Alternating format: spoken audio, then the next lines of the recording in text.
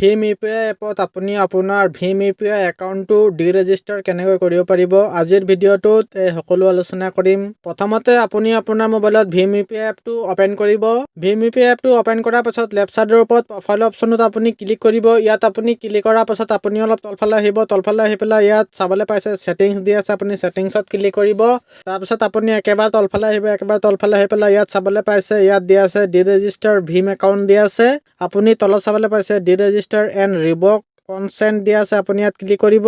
তাৰপিছত ইয়াত চাবলৈ পাইছে দিয়া আছে are you sure you want to deregister. তাৰপিছত ইয়াত দিয়া আছে this will result in the permanent closure of your account all stored data will be lost.